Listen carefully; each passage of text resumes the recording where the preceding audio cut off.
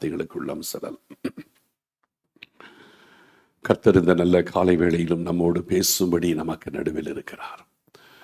பிரயோஜனமானவைகளை கர்த்தர் போதிக்கின்றார். நடக்க வேண்டிய வழிகளில் அவர் நம்மை நடத்துகின்றார்.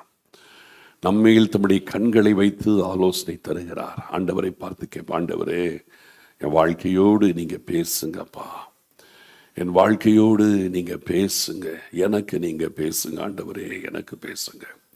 ஸ்தோத்தரிக்கிறோம். எங்கள் மகா பரிசுத்தமுள்ள எங்கள் அருமையான பிதாவே, தேவரீர் இந்த காலை வேளையிலும் எங்கள் ஒவ்வொருவரோடும் கர்த்தர் பேசி எங்கள் ஆத்துமாவை பலப்படுத்துவதற்காக ஸ்தோத்திரம்.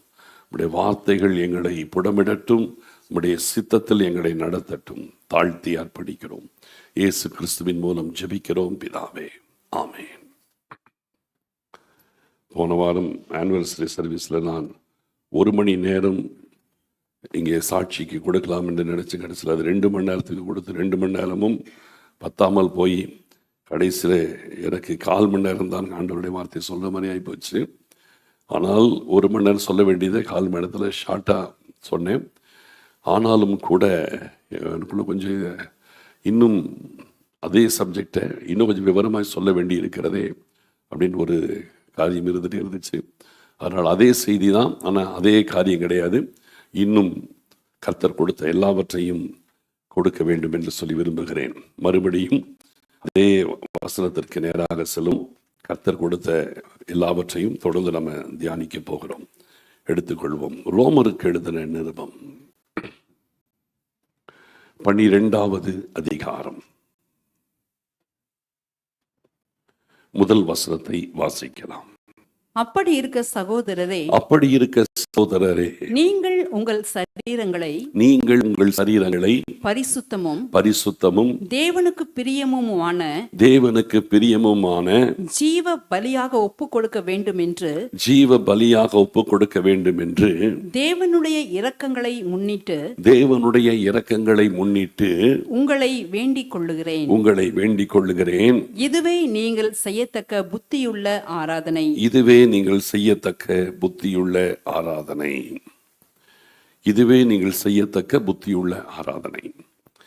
இங்கே பார்க்கும் பொழுது உங்கள் சரீரங்களை பரிசுத்தமும் தேவனுக்கு பிரியமுமான ஜீவ பலியாக ஒப்பு கொடுக்க வேண்டும் என்று தேவனுடைய இரக்கங்களை முன்னிட்டு உங்களை வேண்டிக் கொள்ளுகிறேன். ஆராதனை என்றால் என்ன என்பதை தேவ பிள்ளைகள் அறிய வேண்டும். ஆண்டவருடைய ஸ்டாண்டர்ட் என்னைக்குமே மேலே போய்கிட்டே தான் இருக்கும். மனசாட்சியின் காலம் அப்படின்னு ஒன்று இருந்துச்சு. மனிதனை முதலாவது பாவம் இல்லாத ஒரு காலம், ஏதேனின் காலம் ஒன்று இருந்துச்சு. பாவம் செய்த பிறகு மனிதனை அவன் மனசாட்சியை கர்த்தர் விட்டுட்டார். மனசாட்சியின் காலம் சீனாய் மலையிலே கர்த்தர் மோசேக்கு நியாயப்பிரமாணத்தை கொடுக்கிற வரைக்கும் அது இருந்தது. பின்பு நியாயப்பிரமாணத்தின் காலம் தொடங்கியது. அந்த நியாயப்பிரமாணத்தின் காலம் இயேசு கிறிஸ்துவின் சிலுவை மரணம் வரைக்கும் வந்தது. சிலுவை மரணத்திற்கு பிறகு சிலுவை மரணத்தோடு புதிய ஏற்பாட்டின் காலம் தொடங்கியது. அதாவது கிருபையின் காலம் தொடங்கியது. இந்த கிருபையின் காலம் இன்றளவும் தொடர்ந்து கொண்டிருக்கிறது. இயேசு கிறிஸ்துவின் வருகை வரைக்கும் கிருபையின் காலம் தொடரும். இயேசு கிறிஸ்துவின் வருகையிலே நாம் நித்தியத்திற்குள் சென்று நித்திய காலம் ஆண்டவரோடு இருப்போம். அப்போ ஒவ்வொன்றுக்கு ஒரு ஸ்டாண்டர்ட் இருந்துச்சு. மனசாட்சியின் காலத்திலே அவனவனுக்கு எது சரி என்று பட்டதோ அதை அவரவர்கள் செய்தார்கள். அதில் நிறைய ஒழுங்கினம் இருந்துச்சு. எந்த ஒரு ரெகுலேஷனுமே கிடையாது. அதை ஒழுங்குபடுத்துவதற்காக ஒரு மனிதன் மிருகத்தை போல வாழக்கூடாது, மனிதன் மனிதனாயிருக்க வேண்டும் என்ற நிலைமைக்கு கொண்டு வந்ததுதான் நியாயப்பிரமாண காலம். ஒரு மனிதன் மனிதனா இருக்கணும். ஏன்னா மனிதனை தேவன் தம்முடைய சாயலாக படைத்தார். அவனுடைய காரியம் அதற்கு ஏற்ற விதத்தில் மிருகத்தை போல இருக்கக்கூடாது. அதனாலே மனிதன் மனிதனாய் இருக்கும்படி வைத்ததுதான் நியாயப்பிரமாண காலம். கிருபையின் காலம் மனிதன் தான் ஆதியிலே படைக்கப்பட்ட தேவ சாயலுக்குள் கொண்டு வரப்பட வேண்டும். அதுதான் கிருபையின் காலம். அப்ப அந்த தேவ சாயலுக்குள் கொண்டு வருவது இதுதான் இன்றைக்கு ஆண்டவருடைய ப்ராசஸ்ல இருக்குது. புரியுதுங்களா? இன்னைக்கு ஆண்டவருடைய ப்ராசஸ் நியாயப்பிரமாணத்தின் காலம் கிடையாது, கிருபையின் காலம். அப்போ இன்னைக்கு நம்ம பார்க்கிறது 10 கட்டளைகளை நம்ம ஃபாலோ பண்றது கிடையாது, அதிலும் மேலான காரியத்திற்கு வந்து விட்டோம். இன்னைக்கும் சில இடத்துல பார்த்தீங்கன்னா, சில வீடுகளில் நான் பார்த்துருக்கேன், 10 கட்டளைகள் போர்டு வாங்கி ஒட்டியிருப்பாங்க, வச்சிருப்பாங்க. சில இடத்துல வச்சிருக்கிறாங்க, பார்த்துருக்கேன். ஆனால் இது 10 கட்டளைகளை கை கொள்ளுகிற காலம் இது கிடையாது. அதிலும் மேற்பட்ட ஒரு காலத்துல வந்து விட்டோம். அந்த ஐஸ்வர்யம் உள்ள வாலிபன் எடுக்க வேண்டாம், மத்தேயு 19, மார்க்கு 10ஆம் அதிகாரத்தெல்லாம் பார்த்தீங்கன்னா இருக்கும். இந்த ஐஸ்வர்யம் உள்ள வாலிபன் நியாயப்பிரமாணத்தின் காலத்தின் அடிப்படையிலே நியாயப்பிரமாணத்தை சரியாக அவன் கை கொண்டிருந்தான். ஆனால் அவன் அதற்குரியவனாய், அந்த காலத்திற்குரியவனாய் அதில் அவன் தகுதியாய் இருந்தாலும் கூட ஆண்டவர் ஒன்று செய்கிறார்.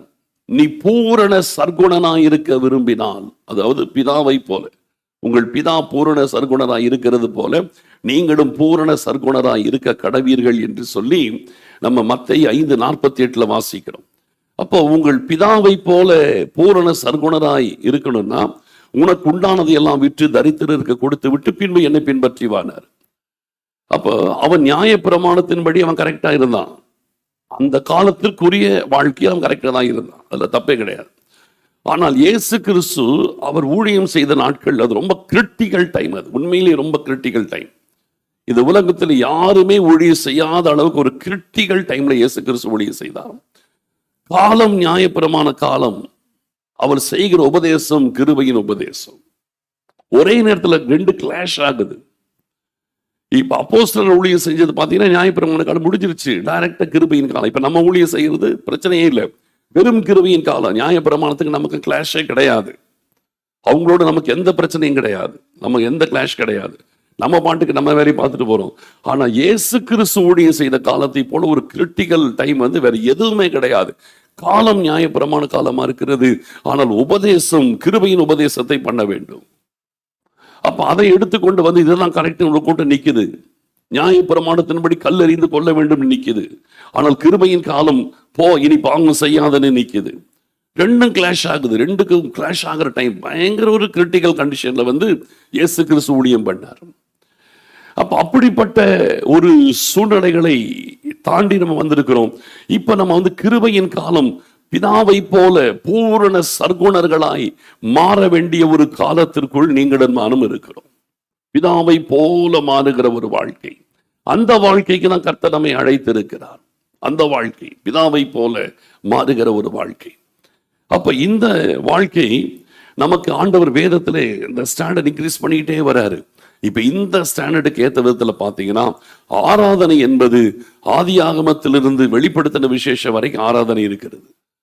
ஆராதனை பார்த்தீங்கன்னா ஆதியாகமம் புஸ்தகத்திலே பார்க்கும் பொழுது ஆபிரகாம் செய்த ஆராதனையில் அங்க ஆரம்பிக்குது. ஆனால் வெளிப்படுத்தின விசேஷத்துல பார்க்கும்போது பரலோகத்தில் நடக்கிற ஆராதனை அங்கு சொல்லப்பட்டிருக்கிறது. அப்போ ஆதியாகமத்திலிருந்து வெளிப்படுத்தல் வரைக்கும் ஆராதனை என்கிறது ஒரு கான்செப்ட் இருந்துகிட்டே இருக்குது. ஆனால் இந்த ஆராதனை காலத்திற்கு காலம் அதனுடைய ஸ்டாண்டர்ட் இன்க்ரீஸ் ஆகிட்டே போகும். எப்படி வசனத்திலே கர்த்தர் ஸ்டாண்டர்ட் இன்க்ரீஸ் பண்ணாரோ, நியாயப்பிரமாண காலத்தை பார்க்கிலும் கிருபையின் பிரமாணத்திலே ஸ்டாண்டர்ட் இன்க்ரீஸ் ஆச்சோ, அதே போல ஆராதனை முறைமைகளிலும் பார்த்தீங்கன்னா ஸ்டாண்டர்ட் மாறுபடுகிறது. இன்னைக்கு நிறைய பேருக்கு இந்த ஸ்டாண்டர்ட் மாற்றத்தை நிறைய பேர் உணராமல் இருக்கிறார்கள். இன்னைக்கு நிறைய ஆராதனை வீரர்கள் என்று சொல்லி சிலர் எழுப்பியிருக்கிறாங்க. அது என்ன வீரர்கள் எனக்கு நமக்கு தெரியல இல்லையா? எத்தனையோ ஆராதனை வீரர்கள் எழுப்பியிருக்கிறாங்க. அந்த வீரத்தோடு என்னமா பண்றாங்க, அந்த வீரத்துல நடக்கிறது எல்லாமே அபத்தமான காரியம், வேதத்துக்கு ஒத்து வராத காரியங்கள், வேதம் சொல்லாத ஆராதனை தான் இன்னைக்கு நிறைய இடத்துல நடக்குது. இன்னைக்குரிய ஸ்டாண்டர்டுக்கு நம்ம வாடலைன்னா நம்ம குறை உள்ளவர்கள். ஆமேன். இன்னைக்கு நம்ம எந்த காலத்தில் இருக்கிறோமோ அந்த ஸ்டாண்டர்டுக்கு நம்ம இருக்கணும். இந்த காலத்துக்குரிய ஸ்டாண்டர்ட் நமக்குள்ள இல்லைன்னா நம்ம பரலோக ராஜ்யத்துக்குள் பிரவேசிக்க முடியாது. இன்னைக்கு 10 கட்டளைகளை கை கொண்டேன்னு சொல்லிட்டு ஒருத்தனும் பரலோகத்தோடு நுழைய முடியாது. இன்னைக்கு நியாயப்பிரமாண காலத்திலே ஒருவன் 10 கட்டளைகளை கை கொண்டு, இயேசு கிறிஸ்துவின் சிலுவை மரணம் வரைக்கும் சொல்றேன், ஒருவன் 10 கட்டளைகளை கை கொண்டால் கண்டிப்பா பரலோகத்துக்குள்ள போலாம். ஆனால் இன்றைக்கு சொல்லுகிறேன், ஒருவன் 10 கட்டளைகளை கை கொள்ளுகிறேன்னு சொல்லிட்டு ஒருபோதும் பரலோகத்துக்குள்ள வர முடியாது. இன்றைக்கு பிதாவின் சாயலை அடைவதற்கு அல்லது இயேசு கிறிஸ்துவின் சாயலை அடைவதற்கு அந்த ஸ்டாண்டர்டுக்குள்ள வந்தா மட்டும்தான் இன்னைக்கு நம்ம பரலோகத்துக்குள்ள நுழைய முடியும். அப்போ நம்ம ஸ்டாண்டர்ட் கர்த்தர் ஹையர் லெவல்ல வச்சிருக்கிறாரு. இந்த ஸ்டாண்டர்டுக்கு நம்முடைய வொர்ஷிப் மாறணும், நம்முடைய வாழ்க்கை மாறணும், அதற்கு அடிப்படையில் நம்முடைய வொர்ஷிப் மாறணும். இந்த இடத்துல அதனாலதான் பவுல் இந்த இடத்துல சொல்லுகிறார், புத்தியுள்ள ஆராதனைன்னு ஒன்று கொண்டு வர்றார். அப்ப புத்தியுள்ள ஆராதனைனா இதுக்கு முன்பாக இருந்ததை விட இது ஹையர் ஸ்டாண்டர்ட் அர்த்தம். நம்ம சரீரத்தை ஜீவ பலியாய் ஒப்பு கொடுப்பதே தேவனுக்கு முன்பாய், அது புத்தியுள்ள ஆராதனை. அப்ப இன்னைக்கு நம்ம செய்கிறது வெறும் ஆராதனை செய்யக்கூடாது, புத்தியுள்ள ஆராதனைக்குள் வர வேண்டும். நாம் பல காரியத்தை நீங்க கவனிச்சு பார்த்தீங்கன்னா, வேதத்தை நல்லா கவனிச்சு பார்த்தீங்கன்னா, பழைய ஏற்பாட்டிலையும் புதிய ஏற்பாட்டு சாயல் இருக்கதான் செய்யும். ஆனால் அது கொஞ்சம் அப்படி மறைஞ்சிருக்கும், அது வெளியில தெரியாது. ஆனால் நல்லா கவனிச்சு பார்த்தீங்கன்னா இருக்கும். இந்த புதிய ஏற்பாட்டு ஸ்டாண்டர்ட் பழைய ஏற்பாட்டுல இருக்கும். ஆனா அந்த இடத்துல பழைய ஏற்பாட்டு ஸ்டாண்டர்டையும் கர்த்தர் வச்சிருப்பாரு, புதிய ஏற்பாட்டு ஸ்டாண்டர்ட் அதுக்குள்ள ஒரு ட்ராக் அப்படியே இருந்துட்டு தான் இருக்கும். இப்போ ஃபார் எக்ஸாம்பிள் சொல்றேன் பாருங்க, இப்ப நான் உங்களுக்கு உபதேசிக்கிற விஷயத்தில் நியூ டெஸ்டமென்ட் படி உலக காரியத்திற்காய் ஜெபிக்கவே வேண்டாம், ஜெபிக்கவே தேவையில்லை, நீங்கள் ஆவிக்குரிய காரியத்தை மட்டும் ஃபோக்கஸ் பண்ணா போதும், இது எல்லாமே உங்களுக்கு நடக்கும் எப்படி சொல்லி உங்களுக்கு டீச் பண்றேன் இல்லையா? அப்ப இதுல இருந்து பார்க்கும் பொழுது, முதலாவது தேவனுடைய ராஜ்யத்தையும் அவருடைய நீதியும் தேடுங்கள், அப்பொழுது இவைகள் எல்லாம் உங்களுக்கு கூட கொடுக்கப்படும் என்று இயேசு கிறிஸ்து உபதேசித்தான். அதனால தேவ ராஜ்யத்தை நம்முடைய நீதியை தேடினாலே போதும், மற்றதெல்லாம் கூட கொடுக்கப்பட்டு விடும். இதுல மாற்று வார்த்தையே கிடையாது. இதை டீச் பண்றேன். இப்போ இதே காரியம் பழைய ஏற்பாடுல இருக்கா? இருக்கு. சங்கீதம் 34:10 எல்லாருக்கும் மனப்பாடமா தெரியும். சிங்க குட்டிகள் தாழ்ச்சி அடைந்து பட்டினியாய் இருக்கும், கர்த்தரை தேடுகிறவர்களுக்கோ ஒரு நன்மையும் குறைவுபடாது. சேம் அதேதான் பழைய ஏற்பாட்டிலும் இது இருக்குது. ஆனால் நிறைய பேருடைய கவனம் அதுல ஆழமா போறது கிடையாது. கர்த்தரை தேடுகிறவர்களுக்கோ ஒரு நன்மையும் குறைவுபடாது. கர்த்தரை தேடாமல் போனால் குறைவுகள் வரும், குறைவுபடும்.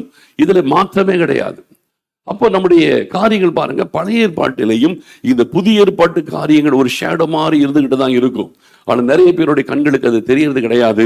ஆனால் வேதம் முழுவதிலும் பார்த்தீங்கன்னா இந்த ட்ராக் போய்கிட்டே இருக்கும்.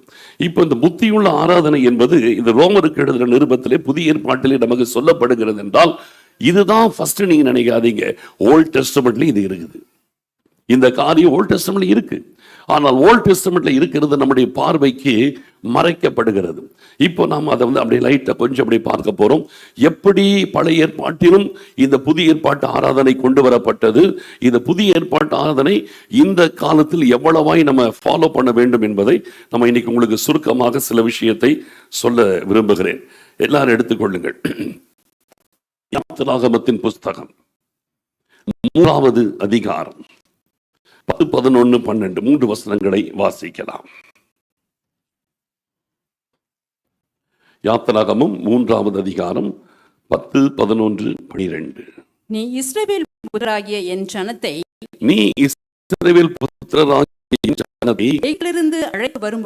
எகிப்திலிருந்து அழைத்து வரும்படி உன்னை பார்வோனிடத்துக்கு அனுப்புவேன் வா என்றார். அப்பொழுது மோசே தேவனை நோக்கி, பார்வோனிடத்துக்கு போகவும் இஸ்ரவேல் புத்திரரை எகிப்திலிருந்து அழைத்து வரவும் நான் எம்மாத்தும் என்றான். அதற்கு அவர் நான் உன்னோடே இருப்பேன், நீ ஜனத்தை எகிப்திலிருந்து அழைத்து வந்த பின் நீங்கள் இந்த மலையில் தேவனுக்கு ஆராதனை செய்வீர்கள். நான் உன்னை அனுப்பினேன் என்பதற்கு இதுவே அடையாளம் என்றார். இங்கே தேவனாகிய கர்த்தர் மோசேயை சந்திக்கும் பொழுது, அவரை அழைக்கும் பொழுது ஒரு அடையாளத்தை வைக்கிறார். மோசேயை கர்த்தர் சந்தித்து 400 வருஷ அடிமைத்தனத்திலிருந்து அவர்களை மீட்க போகிறேன்னு சொல்லும் பொழுது மோசேயினால் அதை நம்ப முடியல, ஏற்றுக்கொள்வதே கடினமா இருந்துச்சு. அப்படிப்பட்ட சூழ்நிலையில், ஏன்னா அவ்வளவு டஃப்பான நிலைமையிலே அன்றைக்கு எகிப்திய சாம்ராஜ்யம் இருந்தது. அங்க இருந்து விடுதலை அடைவோம் என்ற நம்பிக்கையே அவங்களுக்கு இல்லை. அப்படிப்பட்ட சூழ்நிலையிலே கர்த்தர் மோசேயை அழைக்கும் பொழுது பெரிய விஷயமா இருந்தது. இதெல்லாம் நடக்கிற காரியமான்ற நிலைமையில தான் இருந்துச்சு.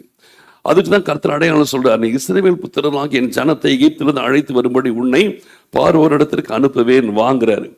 அப்பொழுது அவன் சொல்றான், நான் எம்மாத்திரம் ஆண்டவரே, பார்வோனை சந்திச்சு இந்த ஜனங்களை மீட்கிறதற்கு நான் எம்மாத்திரம், இதெல்லாம் நடக்கிற காரியமா? அவன் எவ்வளவு பெரிய ஒரு சர்வாதிகாரி, எவ்வளவு தூரம் அவன் வல்லமையான ஒரு அரசாட்சி பண்ணி கொண்டிருக்கிறான். அப்படிப்பட்ட நிலைமையில எப்படி இந்த ஜனங்களை மீட்க முடியும்? அவனுக்கு நம்பிக்கையே இல்லை. அதற்கு கர்த்தர் சிம்பிளா ஒரு அடையாளம் சொல்றாரு. அதற்கு அவர், நான் உன்னோடு இருப்பேன். நீ ஜனத்தை எகிப்திலிருந்து அழைத்து வந்த பின் நீங்கள் இந்த மலையில் தேவனுக்கு ஆராதனை செய்வீர்கள். எந்த இடத்தினுடைய நான் சந்திக்கிறேனோ இதே மலையில நீங்கள் தேவனுக்கு ஆராதனை செய்வீர்கள். இதுவே பாருங்க, ஆராதனை செய்வீர்கள். நான் உன்னை அனுப்பினேன் என்பதற்கு இதுவே அடையாளம். நான் உன்னை அனுப்பினேன் என்பதற்கு எது அடையாளம்? நீங்கள் ஆராதனை செய்வீர்கள், இதுதான் அடையாளம். நீங்கள் ஆராதனை செய்வீர்கள், இதுதான் அடையாளம். அப்ப ஆண்டவர் அவங்களுக்கு ஒரு அடையாளத்தை வைக்கிறாரு. ஆராதனை தான் அடையாளம். அப்ப இன்றைக்கு ஆண்டவர் ஆராதனையை ஒரு அடையாளமா வைக்கிறார். அவர்களை விடுவிக்க போகிறேன் என்பதற்கு ஆண்டவர் ஆராதனையை ஒரு அடையாளமா வைக்கிறார். உன்னை நான் அனுப்புகிறேன் என்பதற்கு இதுவே அடையாளம். அப்ப இன்றைக்கு இந்த ஆராதனை என்பது ரொம்ப முக்கியம் ஒரு தேவ பிள்ளையின் வாழ்க்கையில். இந்த ப்ராசஸ் நமக்கு நல்லா தெரியும். ஏன்னு கேட்டீங்கன்னா, இந்த உலகத்தில் இருக்கும் பொழுது நமக்கு பலவிதமான காரியங்கள் இருக்கிறது. பரிசுத்தமாகுதல் இருக்கிறது, தேவ வசனத்தை நம்ம தியானிக்க வேண்டி இருக்கிறது, ஜெபிக்க வேண்டி இருக்கிறது, சுவிசேஷத்தை அறிவிக்க வேண்டி இருக்கிறது, பரிசுத்தத்திற்கு நம்மை ஒப்பு கொடுக்க வேண்டி இருக்கிறது. இப்படி பலதரப்பட்ட காரியங்கள் எல்லாம் இருக்கிறது. அதன் நடுவிலும் கொஞ்சம் கர்த்தர் ஆராதனையும் செய்யணும். இதெல்லாம் இந்த உலகத்திலே நடக்கிற காரியங்கள்.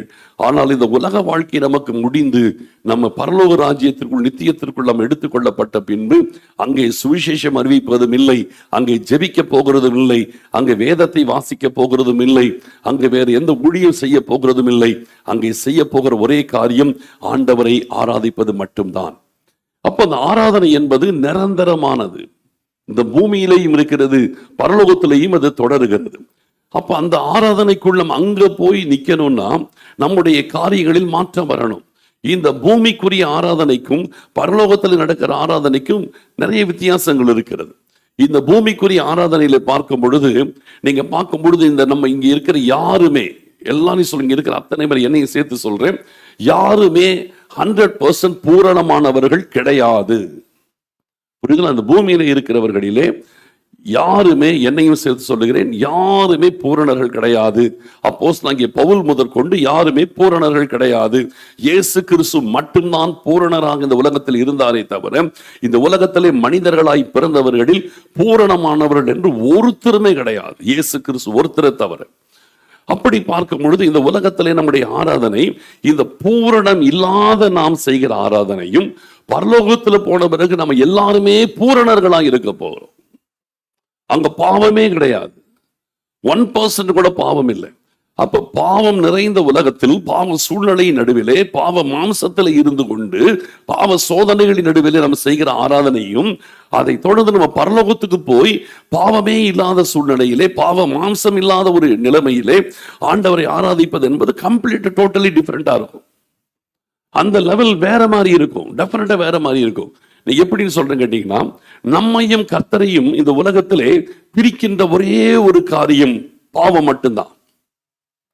கர்த்தருடைய முகத்தை நமக்கு மறைக்கிற ஒரே ஒரு காரியம் பாவம் மட்டும்தான், வேற எதுவுமே கிடையாது. பாவம் அல்லது தேவ சித்தத்துக்கு மாறா இருக்கிறது, தேவ சித்தத்துக்கு மாறினது பாவம் தான். அப்ப இதுதான் காரியம், வேற ஒண்ணுமே கிடையாது. வேதம் அப்படிதான் சொல்லுது. என்ன வாசிங்க, ஏசாயா தீர்க்கதரிசன புஸ்தகம் 59வது அதிகாரம் முதல் 2 வசனங்களை வாசிக்கலாம். இதோ ரட்சிக்க கூடாதபடிக்கு கர்த்தருடைய கை குறுகி போகவும் இல்லை, ரட்சிக்க கூடாதபடி கர்த்தருடைய கை குறுகி போகவும் இல்லை, கேட்க கூடாதபடிக்கு அவருடைய செவி மந்தமாகவும் இல்லை, அவருடைய செவி மந்தமாகவும் இல்லை. உங்கள் அக்கிரமங்களே உங்களுக்கும் உங்கள் தேவனுக்கும் நடுவாக பிரிவினை உண்டாக்குகிறது. உங்கள் பாவங்களே அவர் உங்களுக்கு செவி கொடாதபடிக்கு அவருடைய முகத்தை உங்களுக்கு மறைக்கிறது. பாவங்கள், அக்கிரமங்கள், இதுதான் நமக்கும் கர்த்தருக்கும் குறுக்கே வருகிறது. இதுதான் அவருடைய முகத்தை நமக்கு மறைக்கிறது. இதுதான் நம்முடைய ஜெபத்திற்கு அவர் பதில் கொடுக்க முடியாதபடி தடுக்கிறது. இது ஒன்றுதான் பிரச்சனை. பாவம் பாவம் பாவம் அல்லது தேவ சித்தத்துக்கு மாறுபட்ட எந்த ஒரு காரியம், இதுதான் நமக்கும் கர்த்தருக்கு நடுவில் குறுக்கே வருகிறது. இந்த காரியம் பரலோகத்தில் இல்லை. இந்த பிரச்சனை இல்லை. அப்ப கர்த்தருடைய முகம் நமக்கு யாருக்குமே மறைக்கப்படாது. அதான் பவுல் சொல்றாரு ஒடுக்குறது 13ஆம் அதிகாரத்திலே, இப்பொழுது கண்ணாடியிலே நிழலாட்டமாய் பார்க்கிறது போல பார்க்கிறோம், அப்பொழுது முகமுகமாய் அவரை பார்ப்போம். அதான் இப்ப கண்ணாடியில நிழலாட்டமாய் பார்க்கிற மாதிரி பார்க்கிறோம். ஆனால் மேல போன பிறகு இந்த தடையே கிடையாது, பாவமே கிடையாது, பாவ சோதனை கிடையாது, பாவ மாம்சம் கிடையாது, பாவத்தை கொண்டு வந்து நம்ம திணிக்கிற பிசாசு கிடையாது. ஆகையால் முகமுகமாய் கர்த்தரை பார்ப்போம். அப்ப இங்கே பார்க்கிறதான, இங்கே செய்கிற ஆராதனைக்கும் பரலோகத்திலே செய்யப்படுகிற ஆராதனைக்கும் நிறைய டிஃபரன்ஸ் இருக்கு. இங்க தேவ பிரசனத்தை பார்க்கிறதுக்கு சகில் பண்ண வேண்டி இருக்குது நிறைய பேருக்கு. ஒவ்வொருத்தருக்கு ஒரு மாதிரி. சிலருக்கு கொஞ்சம் ஈஸியா தெய்வ சமூகத்துல வருவாங்க, சிலர் கொஞ்சம் கஷ்டப்பட்டு தெய்வ சமூகத்துல வருவாங்க, சிலர் தெய்வ சமூகத்தை பார்க்காமலே வந்துட்டு ஆராதனைக்கு மட்டும் அட்டன் பண்ணிட்டு தெய்வ சமூகத்தை பார்க்காமலே போயிடுவாங்க. பலதரப்பட்டவங்க இருப்பாங்க இல்லையா, இப்படி ஒண்ணு இருப்பாங்க. அப்போ இங்கே வெரைட்டியா இருக்குது. ஆனா பரலோகத்துல போன பிறகு இந்த மாதிரி வெரைட்டியே கிடையாது. பரலோகத்துல போயிட்டு கர்த்தருக்கு முன்னாடி சிங்காசனத்துல எனக்கு கொஞ்சம் தேவ பிரசனம் கிடைச்சது ஒரு கூட்டம், எனக்கு தேவ பிரசனத்தையே பார்க்க முடியல, துதிக்கவே முடியல அப்படின்னு ஒரு கூட்டம். அந்த மாதிரி கூட்டம்லாம் அங்க இருக்கவே இருக்காது. எல்லாரும் தெய்வ பிரசனத்தை முகமுகமாய் பார்ப்போம். ஆமென். அங்க தேவ பிரசனத்தை அனுபவிக்க முடியல, இன்னைக்கு தேவ பிரசனமே எனக்கு அனுபவிக்க முடியல, இன்னைக்கு ஒரே குழப்பமா இருந்துச்சு, இன்னைக்கு ஒரே பிரச்சனையா இருந்துச்சு, ஒரே போராட்டமா இருந்ததெல்லாம் பரலோகத்துல கிடையவே கிடையாது. அங்க 100% லைவா தேவ சமூகத்தில் இருப்ப. ஏன்னா நமக்கும் கர்த்தருக்கும் நடுவிலே குறுக்கே வருகிறதான பாவம் அங்கே இல்லை. அவருடைய முகத்தை மறைக்கக்கூடியதான் அக்கிரமமோ பாவமோ அங்கே இல்லை. அங்கே முற்றிலும் கழுவப்பட்ட நிலைமை, பரிசுத்தமாக்கப்பட்ட நிலைமை, அந்த இடத்துல பூரணராக்கப்பட்ட நிலைமையில நாம் இருக்கிறோம். ஆகையினாலே அங்கே நடக்கிற ஆராதனை என்பது இங்கே நாம் செய்கிற ஆராதனை விட டோட்டலா வேறுபட்டது. மிகப்பெரிய மாற்றம் இருக்கிறது, முற்றிலும் வேறுபட்ட நிலைமை. இப்போ இது ரெண்டுக்கு டிஃபரன்ஸ் இருக்குன்னு சொல்லிட்டேன், ஓகே இல்லையா? இப்ப டிஃபரன்ஸ் இருக்கு.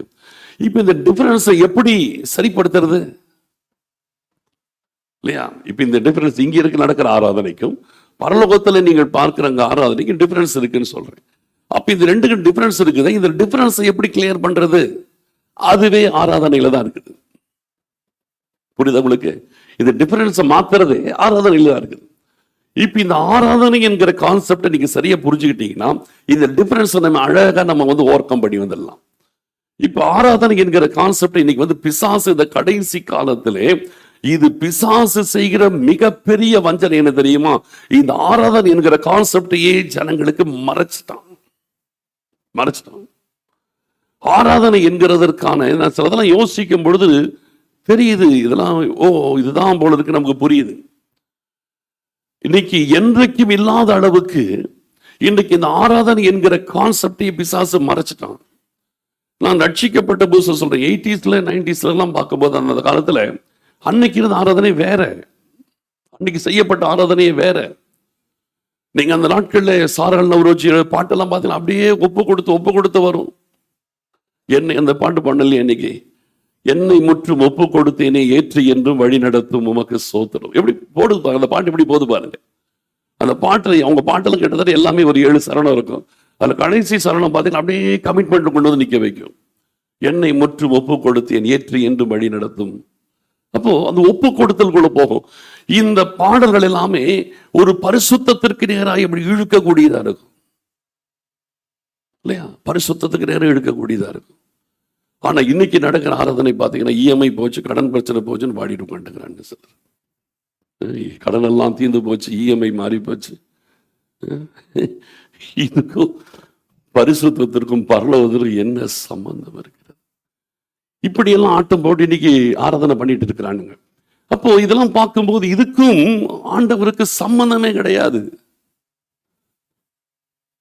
இன்னும் கொஞ்சம் வாங்கிக்கிட்டு நம்ம வேற மாதிரி போயிடும். ஏன்னா ஒவ்வொருத்தருடைய ஹிஸ்டரி எனக்கு தெரியும், ஒவ்வொருத்தருடைய காரியங்கள். ஏன்னா அவங்களுடைய சம்பந்தப்பட்டவங்களோட பாதிக்கப்பட்டவங்க, அவங்களால பாதிக்கப்பட்டவங்க எனக்கு சிலர் ரொம்ப க்ளோஸாக தெரியும்.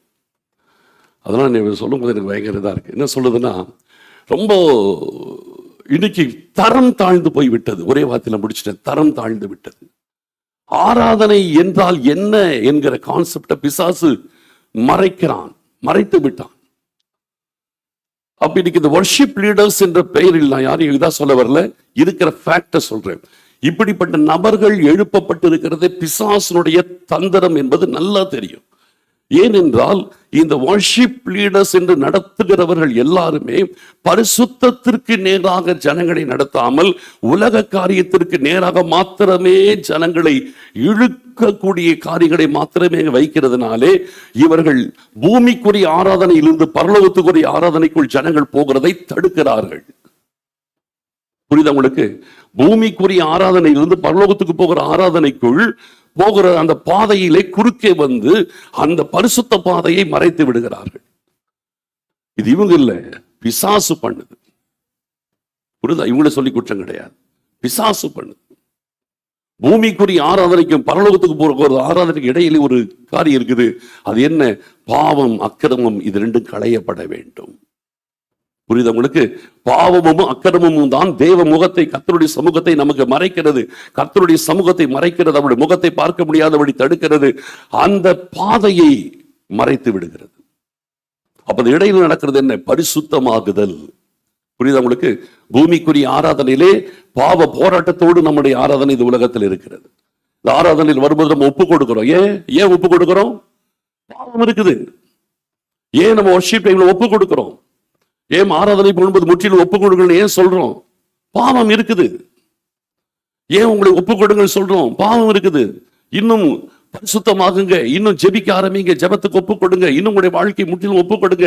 2 எஜமானுக்கு ஊழியம் செய்யாதீங்கன்னு ஏன் சொல்ல வேண்டி இருக்குது? இங்க 2 எஜமானுக்கு ஊழியம் செய்யக்கூடிய சோதனை இருக்கிறது இல்லையா? தேவனுக்கு உலக பொருளுக்கு ஊழியம் செய்ய முடியாது. பணத்தை நேசிக்காதீங்க, பொருளை நேசிக்காதீங்க, ஆஸ்தியை நேசிக்காதீங்க, கர்த்தரை நேசிக்க ஏன் சொல்ல வேண்டி இருக்கு?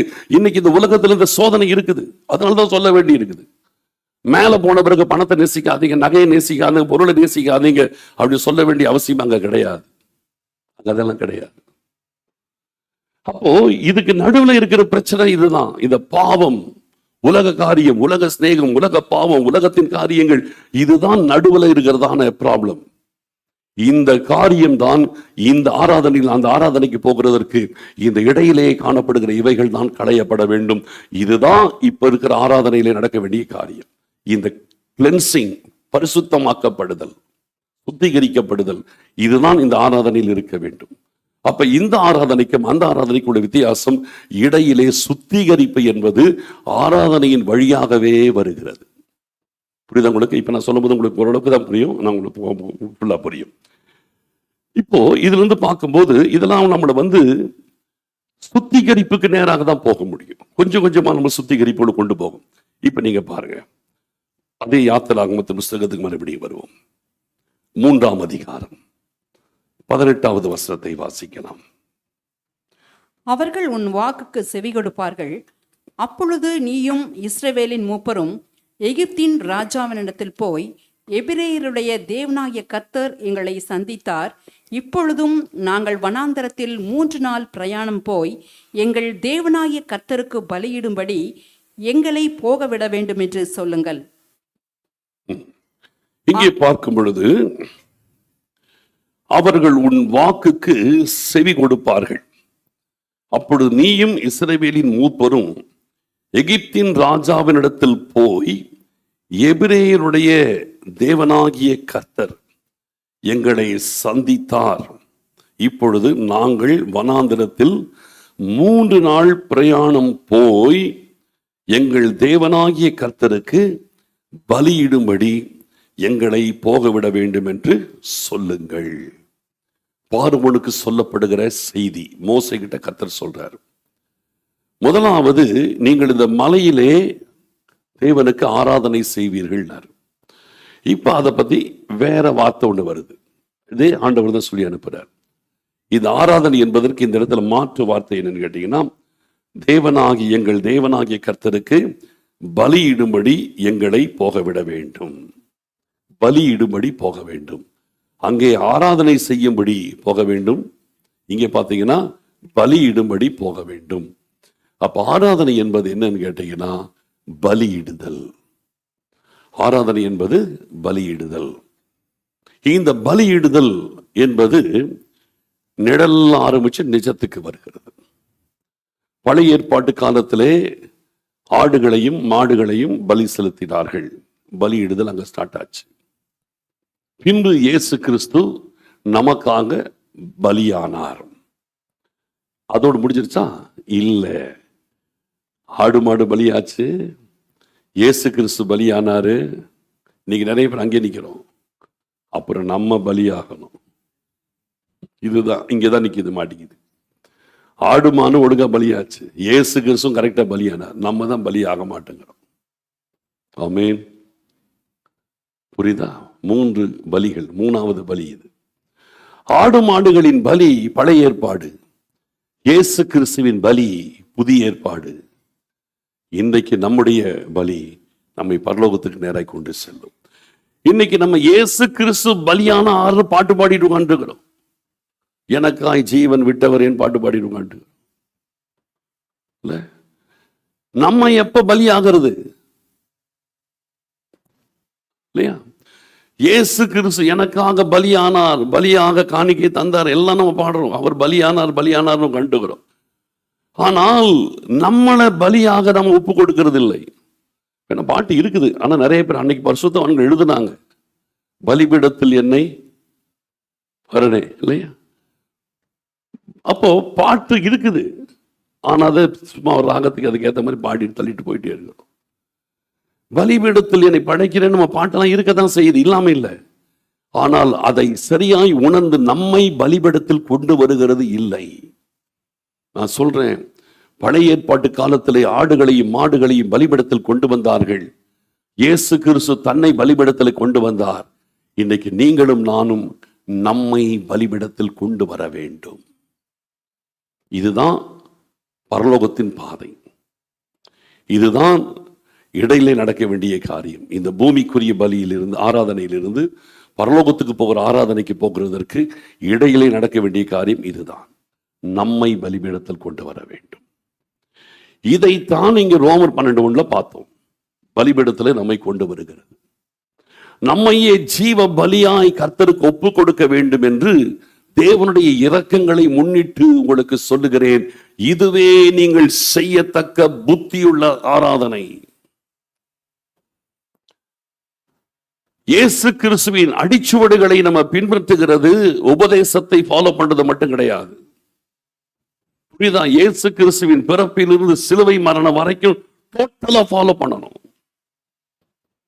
அவருடைய தாழ்மையை ஃபாலோ பண்றோம், அவருடைய பரிசுத்தத்தை ஃபாலோ பண்ணணுங்கிறோம், அவருடைய இரக்கத்தை ஃபாலோ பண்ணணுங்கிறோம், அவருடைய அன்பை ஃபாலோ பண்ணணுங்கிறோம், அவருடைய மனதுருக்கத்தை ஃபாலோ பண்ணணுங்கிறோம், அவருடைய வல்லமையை ஃபாலோ பண்ணணுங்கிறோம். இதெல்லாம் ஃபாலோ பண்ணணுங்கிறோமே, அவருடைய சிலுவை மரணத்தையும் நம்ம ஃபாலோ பண்ணணுங்கிறேன். அவர் சிலுவை மரணத்தை நம்ம ஃபாலோ பண்ண, அங்க போய் முடியணும். அவருடைய லைஃப்ல அவர் சிலுவை மரணத்தில் தன்னையே ஜீவ பலியாய் கொடுத்து, அவர் முற்றிலும் தேவ சித்தத்திற்கு தன்னை அர்ப்பணித்து 3 மணி நேரம் ஜெபித்து ஒப்பு கொடுத்து, அவர் சிலுவையில் போய் தன்னையே ஜீவ பலியாய் ஒப்பு கொடுத்தார். அவருடைய சுய சித்தத்திற்கு மறித்து தேவ சித்தத்திற்கு ஒப்பு கொடுத்து சிலுவைக்கு போனார். அப்படித்தானே? கெத்செமனே தோட்டத்தில் அவருடைய 3 மணி நேரம் ஜெபம் எப்படி இருந்துச்சு? 3 மணி நேரம், அதுக்கு மேலேயே கூட இருந்திருக்கும். அப்ப அந்த ஜெபத்துல சாரம் என்ன? சுய சித்தத்தை ஒழித்து தேவ சித்தத்துக்குள் போனதான் அந்த இடத்துல கெத்செமனே தோட்டத்தில் நடந்துச்சு. பிதாவே, இந்த பாத்திரம் என்னை விட்டு நீங்க கூடுமானால் நீங்கும்படி செய்யும், ஆகிலும் என் சித்தத்தின்படி அல்ல உம்முடைய சித்தத்திற்கு என்னை ஒப்புக் கொடுக்கும், சித்தத்தின்படி ஆக கடவுதுன்னார். அப்ப அந்த பலிபீடத்திற்கு போகிறதுனா என்ன? சுய சித்தத்தை முற்றிலும் ஒழித்து தேவ சித்தத்திற்குள் நுழைவது. அதுதான் ஜீவ பலியாய் ஒப்புக் கொடுக்கிறது. அப்ப இயேசு கிறிஸ்துவின் அந்த போராட்டம், இந்த சிலுவை மரணத்துக்கு முன்பாக அவருக்கு இருந்த போராட்டம் எதை குறிக்கிறது என்றால், நம்ம பலிபீடத்திற்கு வருவதற்கு முன்பாக அதே போராட்டம் நமக்கு இருக்கும். நம்முடைய சுய சித்தங்கள் பல நேரத்தில் தேவ சித்தத்துக்கு எதிராக தான் இருக்கும்.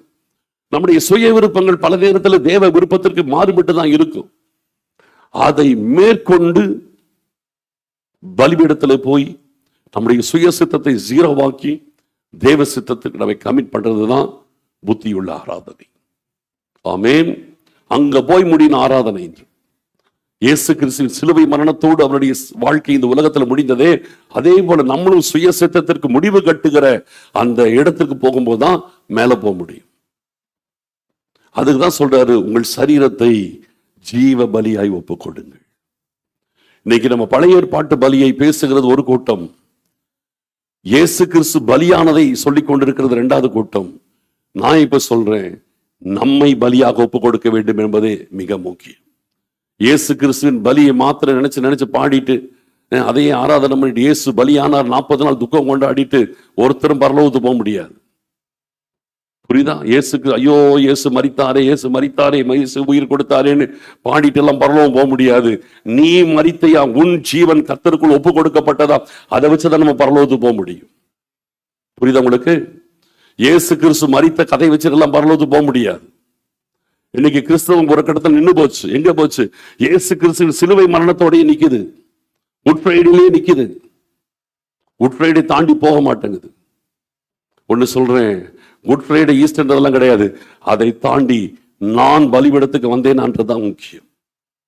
இந்த ரோமர் 12:1 அதான் சொல்லுது, நான் பலிபீடத்துக்கு வந்தேன், என்னை ஜீவ பலியாக ஒப்பு கொடுக்கணும். அங்கேதான் என்னுடைய வாழ்க்கை பரலோகத்திற்கு நேராய் ஆயத்தமாகிறது. பழைய ஏற்பாட்டில் இது இருக்குது. இப்ப இது எப்படின்றது உங்களுக்கு பழைய ஏற்பாட்டு சம்பவத்தை வச்சு உங்களுக்கு இந்த ஆராதனை கொடுக்க நான் விளக்க விரும்புறேன். இது ரொம்ப இந்த வசனத்தை இந்த வேத பகுதி நிறைய பேர் கவனிச்சே இருக்க மாட்டீங்க. இப்போ நான் உங்களுக்கு காட்டுறேன் பாருங்க. நியாயாதிபதிகளின் புஸ்தகத்திலிருந்து நம்ம பார்ப்போம் ஒரு சின்ன சம்பவம். இதுல நம்ம நிறைய பேர் அதை கவனிக்காத வேத பகுதி. நியாயாதிபதிகளின் புஸ்தகம் 10வது அதிகாரத்தை எடுத்துக் கொள்ளுங்கள். இங்கே ஒரு ஆராதனை இருக்கிறது, ரொம்ப அழகான ஒரு ஆராதனை. இது பார்த்தா உங்களுக்கு வெளியில தெரியாது, பட் அழகான ஒரு ஆராதனை. 10ஆம் அதிகாரம் 6வது வசனத்திலிருந்து 16வது வசனம் வரைக்கும் நீங்க எடுத்துக்கொள்ளுங்கள். இதன் கொஞ்சம் அப்படியே கவனிச்சுட்டே வருவோம். இஸ்ரவேல் புத்திரர் மறுபடியும் கர்த்தரின் பார்வைக்கு பொல்லாப்பு செய்து கர்த்தரை சேவியாமல் அவரை விட்டு போய் பாகால்களையும் அஸ்தரோத்தையும் சீரியாவின் தேவர்களையும் சீதோனின் தேவர்களையும் மோவாபின் தேவர்களையும் அம்மோன் புத்திரரின் தேவர்களையும் பெலிஸ்தரின் தேவர்களையும் சேவித்தார்கள். ஒன்னையும் விட்டு வைக்கல, எல்லாத்தையும் வணங்கிட்டான். யெகோவாவை தவிர மீது எல்லாத்தையும் வணங்கி வச்சுட்டான். அப்பொழுது கர்த்தர் இஸ்ரவேலின் மேல் கோபம் உண்டு அவர்களை பெலிஸ்தர் கையிலும் அம்மோன் புத்திரர் கையிலும் விற்று போட்டார்.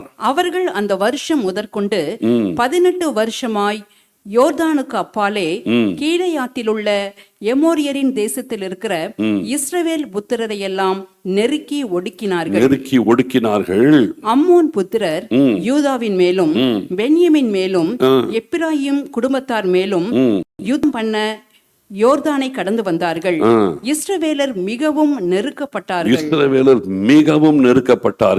அப்பொழுது இஸ்ரவேல் புத்திரர் கர்த்தரை நோக்கி முறையிட்டு உமக்கு விரோதமாய் பாவம் செய்தோம். நல்லா பாருங்க, ஆராதனை எங்க ஸ்டார்ட் ஆகுது பாருங்க. உமக்கு விரோதமாய் பாவம் செய்தோம், நாங்கள் எங்கள் தேவனை விட்டு பாகால்களை சேவித்தோம் என்றார்கள். கர்த்தர் இஸ்ரவேல் புத்திரரை நோக்கி எகிப்தியரும் எமோரியரும் அம்மோன் புத்திரரும் பெலிஸ்தியரும் சீதோனியரும் அமலேக்கியரும் மாகோனியரும் உங்களை ஒடுக்கும் சமயங்களில் நீங்கள் என்னை நோக்கி முறையிட்ட போது நான் உங்களை அவர்கள் கைக்கு நீங்களாக்கி ரட்சிக்கவில்லையா? அப்படி இருந்தும் நீங்கள் என்னை விட்டு அந்நிய தேவர்களை சேவித்தீர்கள்.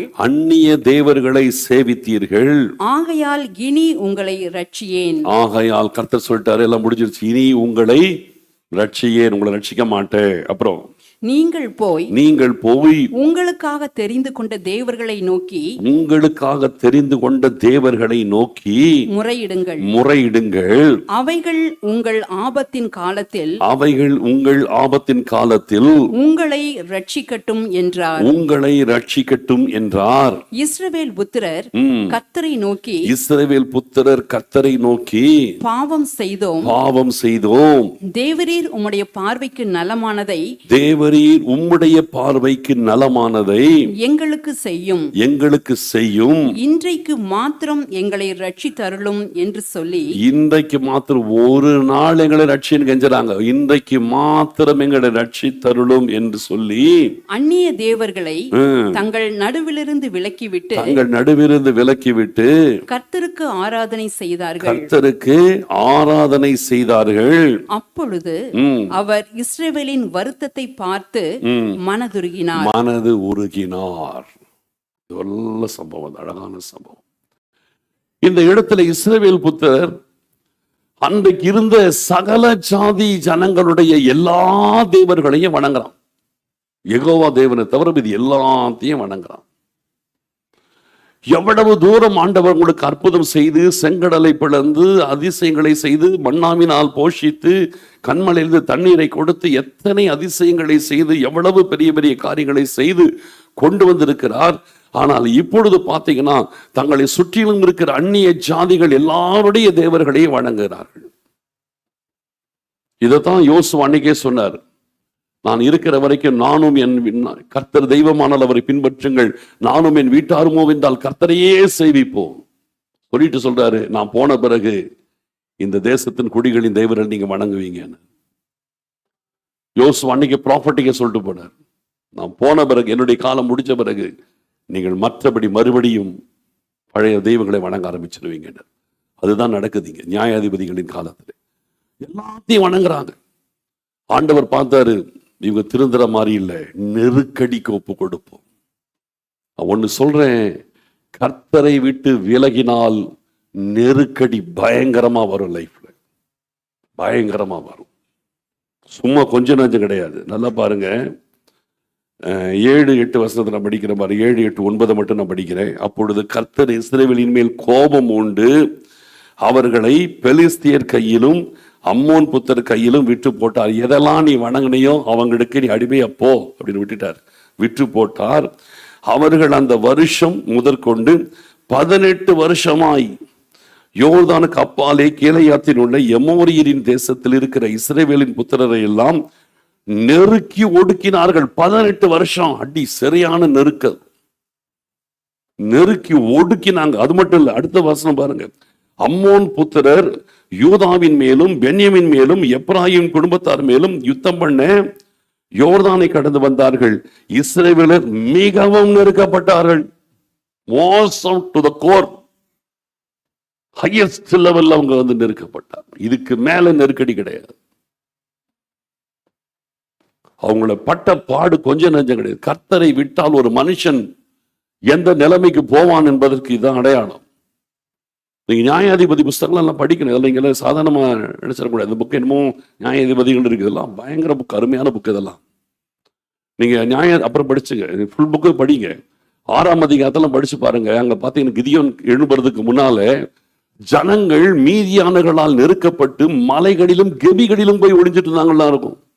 ஊருக்குள்ள வாழவே முடியல, உயிருக்கு உத்தரவாதமே இல்லை. மலைகளிலும் குகைகளிலும் போய் ஒளிஞ்சிட்டு இருந்தான் உயிரை காப்பாத்திக்கிறது. அவ்வளவு மோசமான நிலைமை. இந்த இடத்தில் மிகவும் நெருக்கப்பட்டார்கள் இருக்குது. கொடுமையில் கொடுமை நடந்திருக்கும். கர்த்தர் ஒப்பு கொடுத்துட்டார். கர்த்தரை விட்டு ஒருத்தன் விலகி போனால் அவனுடைய நிலைமை என்ன என்பதற்கு இதெல்லாம் பயங்கர சாட்சி. நெருக்கப்படுவீர்கள், ஒடுக்கப்படுவீர்கள். நெருக்கி கர்த்தர் சத்துரு கையில் ஒப்பு கொடுத்துடுவார். நீ எதை வணங்கடையோ அதுக்கே நீ போயிட்டு விட்டுருவ.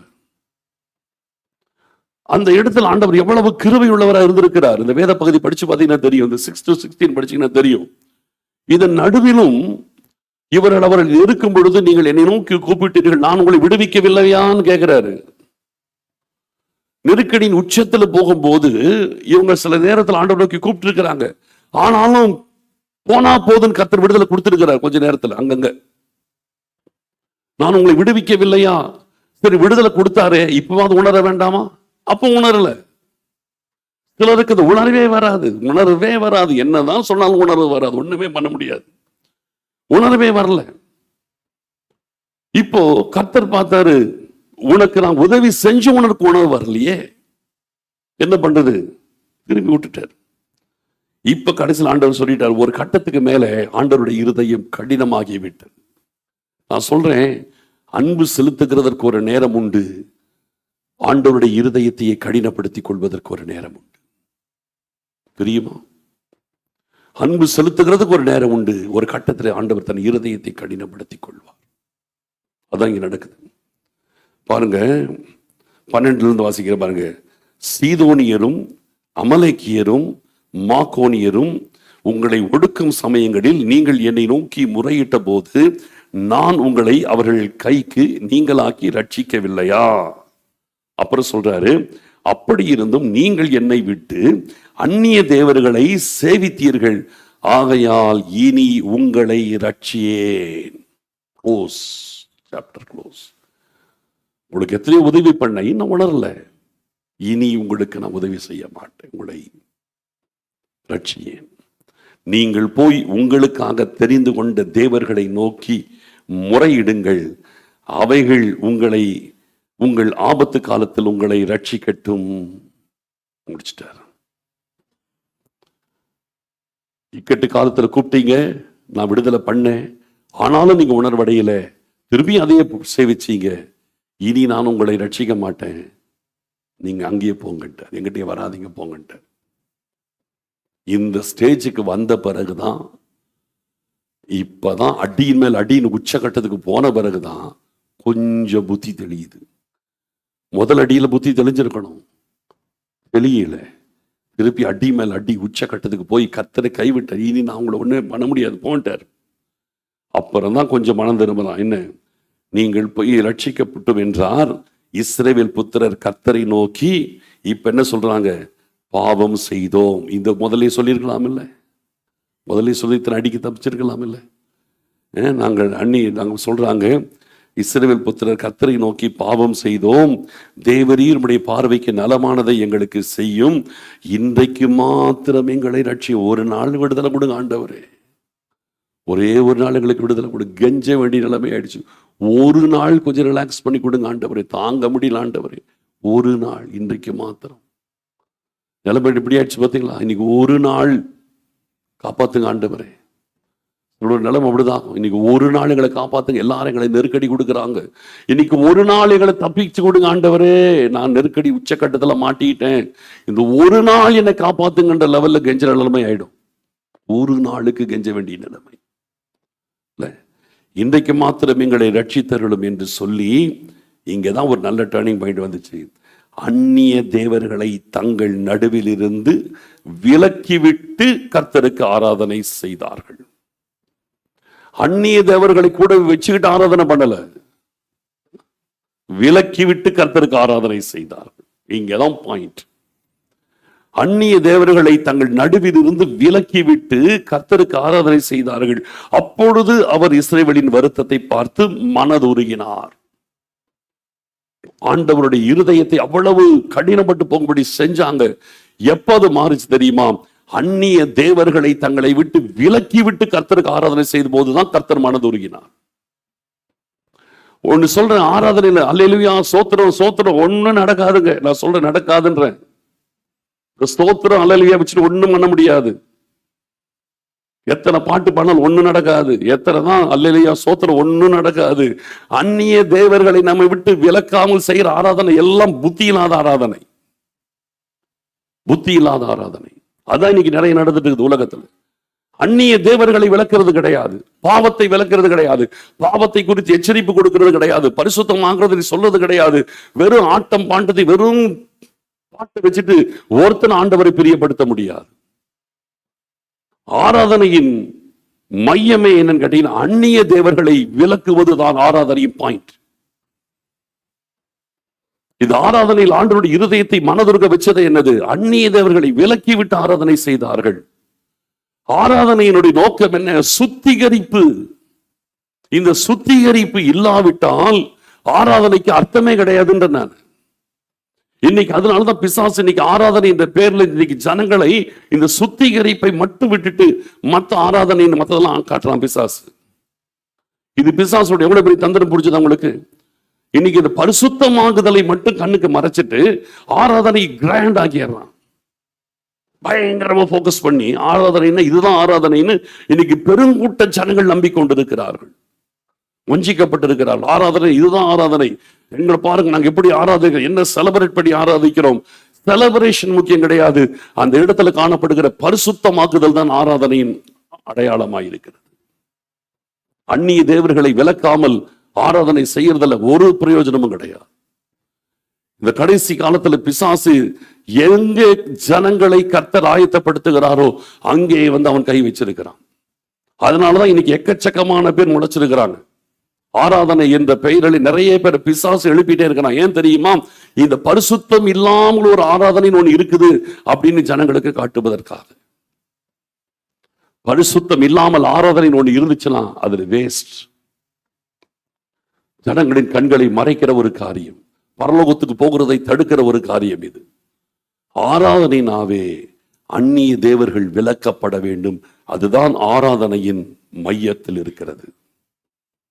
ஆண்டவரே சொல்லிட்டார், முடியாதுன்ட்டார். நான் உங்களை இனிமேல் ரட்சிக்க முடியாது, எந்த தேவர்களை வணங்கினீங்க அங்கேயே போங்க, எங்கிட்டே வரேன்ட்டார். அவ்வளவு தூரம் ஆண்டவருடைய இருதயத்தை கடினப்படுத்த வச்சுட்டாங்க. ஆனால் அந்த சூழ்நிலையிலே அவர்கள் அந்நிய தேவர்களை விலக்கிவிட்டு ஆராதனை செய்த உடனே அதே ஆண்டவர் தன் மனதை மாத்திக்கிட்டு மனதுருகிட்டார். ஒன்று சொல்றேன், ஆராதனையின் காரியமே பரிசுத்தமாகுதல் என்கிற மையத்தில் இருந்துச்சுன்னா அங்கே ஆண்டவருடைய மனதுருக்கம் வெளியரங்கமாக இருக்கும். பரிசுத்தம் இல்லாமல், பரிசுத்தமாகுதல் இல்லாமல் செய்யப்படுற ஆராதனையில மனதுருக்கம் இருக்கவே ஆண்டவர் மனதுருக்க மாட்டார். அப்ப இந்த இடத்துல நம்ம ஆராதிக்கிறோம் எதுக்கு? நம்ம சண்டை ஞாயிற்றுக்கிழமை ஆராதிக்கிறோம் எதுக்கு?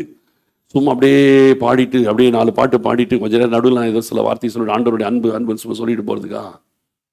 அங்கேதான் பரிசுத்தமாகுதல் உண்டாகணும். இந்த அன்புள்ள ஆண்டவருக்கு உங்களை அர்ப்பணித்து அவரின் மேல் அன்பு செலுத்துங்கள். இது ஆராதனை நோக்கம் என்ன? 2 எஜமானுக்கு ஊழியம் செய்யாத, இப்படி உண்மையில் அன்பு செலுத்துகிற ஆண்டவர் மேல் அன்பு செலுத்து. உலகத்தில் உள்ளவைகளின் அன்பு கூர்ந்து கடைசியில் நரகத்துக்கு போயிடாத. பரிசுத்தமாகுதல், ஆராதனையின் மையமே பரிசுத்தமாகுதல் இருக்கணும். நம்ம பாடலாம், துதிக்கலாம், எல்லாம் ஆராதனை தான். ஆனா இந்த ஆராதனை எங்க கொண்டு போய் வைக்க வேண்டும் கேட்டீங்கன்னா, நம்மை பலிபீடத்தில் கொண்டு போய் வைக்கணும். நம்மை பலிபீடத்தில் கொண்டு போய் வைக்காத ஆராதனை எல்லாமே புத்தி இல்லாத ஆராதனை. இப்ப நம்ம பாடுறோம், நம்மளதான் பாடுறோம், நம்மளதான் வர்ஷிப் பண்றோம், நம்மளதான் எல்லாம் பண்றோம், துதிக்கிறோம், எல்லாமே பண்றோம். ஆனா இதனுடைய நோக்கம் எங்க போகுது? பலிபீடத்துல நம்மளை கொண்டு போகணும். பலிபீடத்திற்கு நேராய் நம்மை கொண்டு போகாத ஆராதனை, பரலோகத்துக்கு நேராய் நம்மை நடத்துகிற ஆராதனை இருக்க வாய்ப்பே கிடையாது. புரியுதுங்களா? உலகத்தின் ஆசீர்வாதங்களை சொல்லி சொல்லி பல ஆராதனைகள் நம்மை பரலோகத்துக்கு நேரம் கொண்டு போகாது. புரியுதா? கொண்டு போகாது. இன்னைக்கு நிறைய ஆராதனை என்ற பேர் நடக்கிறது எல்லாமே உலகத்தனமானது, செலிப்ரேஷன், சொல்ல போன பெர்ஃபார்மன்ஸ். அப்போ அதெல்லாம் பரலோகத்துக்கு நேரம் யாரையுமே நடத்தாது, இன்னும் நரகத்தின் மக்களாய் மாற்றிவிடும். நம்மளை பலிபீடத்துக்கு நேராய் கொண்டு போகிறது தான் புத்தியுள்ள ஆராதனை. அப்போ ஒரு சர்வீஸ்க்கு வரோம், வர்ஷிப்ல நம்ம டைம் ஸ்பெண்ட் பண்றோம். அந்த டைம் ஸ்பெண்ட் பண்ணும்போது நம்மை ஆண்டவருக்கு முற்றிலும் அர்ப்பணிக்கிற நிலைமைக்குள் நம்ம வரணும். அதை தொடர்ந்து கர்த்தருடைய வார்த்தை வருகிறது. அந்த வார்த்தை என்ன சொல்லுது? இன்னும் நீ அர்ப்பணி. அதுக்கு அடுத்த லெவல் எடுத்துட்டு போகுது. அப்போ ஒரு சர்வீஸ்ல வரோம், ஒரு ஆராதனை பண்ண வரோம்னா நம்மளை இன்னும் பலிபீடத்துல நம்மளை கொண்டு போய் நிக்க வைக்கிறதாகத்தான் அது இருக்க வேண்டும், தவிர நம்ம ஏதோ என்டர்டெயின் பண்ணி அனுப்புகிறதாக இருக்கவே கூடாது. இது நம்மளை சந்தோஷப்படுத்துகிற இடம் அல்ல. சபை சபை என்பது நம்மை பரிசுத்தமாக்கக்கூடிய ஒரு இடம், நம்மை பலிபீடத்தில் கொண்டு போய் வைக்கக்கூடிய ஒரு இடம், பரலோகத்தின் ஆராதனைக்கு நம்மை ஆயத்தப்படுத்துகிற ஒரு இடம். அதுதான் ஆராதனை. அதனால இங்க வந்து நான் சிலதுல கடுமையா இருக்கும், அது என்னுடைய வானத்தையும் கிடையாது. சிலது ஆண்டவருடைய கோபம் தான் வெளியில இங்க வரும், ரிஃப்ளெக்ட் ஆகும். புரியுதா? ஆண்டவர் பாவத்தையும் குறைவுகளையும் பார்ப்பது அவர் எப்படி கோபப்படுறான்றது ரிஃப்ளெக்ட் ஆகும், வேற ஒன்றும் கிடையாது. நான் இங்கே வரும்போது கோபமாக பேசணும்னு நினச்சிட்டே வர மாட்டேன். நான் என்ன ஆண்டவரோட ஐக்கியப்படுத்தி தான் வருவேன். சில நேரத்தில் அது அப்படி ஆகும், அது நான் என்னுடைய காரியம் கிடையாது. இது கர்த்தர் சில நேரத்தில் சிலரை சரிப்படுத்துவதற்காக ஆண்டவர் எல்லாத்தையும் கர்த்தர் கொண்டு வருவார். கடிந்து கொள்கிற பிரசங்கம் ஏன் வருது? ஆண்டவர் நம்மை பலிபீடத்தில் இழுக்கிறதுக்காகத்தான், பரிசுத்தப்படுத்துறதுக்கு தான், எப்படி அந்த ஆராதனையில் கொண்டு நிற்க வைக்கணுன்றதுக்காகத்தான். அதனாலே தேவ பிள்ளைகள் என்னைக்குமே உங்களை இந்த உலகத்தில் இருக்கும் பொழுது ஒவ்வொரு ஆராதனையிலும் உங்களை பரிசுத்தப்படுத்தி கொண்டே இருங்கள். உங்களை பலிபீடத்திற்கு கொண்டு வாருங்கள். இந்த மூன்றாவது பலியை நம்ம பெரும்பாலும் மறந்துடுறோம். முதல் பலி மிருக ஜீவன்கள் பலியாகிறது. இரண்டாவது பலி இயேசு கிறிஸ்து பலியானது. மூன்றாவது பலி நம்ம பலிபீடத்தில் வருது. இதுதான் நாம் செய்யத்தக்க புத்தியுள்ள ஆராதனை. கடைசி ஒரே ஒரு வசனத்தை படிச்சு முடிச்சிருவோம். ரோமருக்கு எழுதின நிருபம் மறுபடியும் 12ஆம் அதிகாரத்துக்கு வாங்க. முதல் 2 வசனங்களை சேர்த்துவீங்க. முதல் 2 வசனங்கள். அப்படி இருக்க சகோதரரே, நீங்கள் உங்கள் சரீரங்களை பரிசுத்தமும் தேவனுக்கு பிரியமுமான ஜீவ பலியாக ஒப்பு கொடுக்க வேண்டும் என்று தேவனுடைய இரக்கங்களை முன்னிட்டு உங்களை வேண்டிக் கொள்ளுகிறேன். இதுவே நீங்கள் செய்யத்தக்க புத்தியுள்ள ஆராதனை. நீங்கள் இந்த பிரபஞ்சத்திற்கு ஒத்த வேஷம் தெரியாமல், அதுக்கு பாருங்க தடையா இருக்கிற விஷயத்தை அடுத்து சொல்ற, நீங்கள் இந்த பிரபஞ்சத்திற்கு ஒத்த வேஷம் தெரியாமல் தேவனுடைய நன்மையும் பிரியமும் பரிபூரணமுமான சித்தம் இன்னதென்று பகுத்தறியத்தக்கதாக உங்கள் மனம் புதிதாகிறதுனாலே மறுரூபமாகுங்கள். இப்ப இந்த பலிபீடத்திற்கு நம்ம வர்றதுக்கான முக்கியமான விஷயம் என்னன்னு கேட்டீங்கன்னா, இப்பிரபஞ்சத்திற்கு ஒத்த வேஷம் தரிக்க கூடாது. இந்த உலகத்தின் காரியங்களிலே நம்முடைய இருதயத்தை திருப்பி அந்த காரியத்தில் நம்முடைய இருதயம் இழுக்கப்படாதபடிக்கு உங்களை பாதுகாக்க வேண்டும். இரண்டாவது, அதை நீங்க கட் பண்ணாதான் தேவனுடைய நன்மையும் பிரியமும் பரிபூர்ணமான சித்தம் என்னதென்று பகுத்தறிய முடியும்.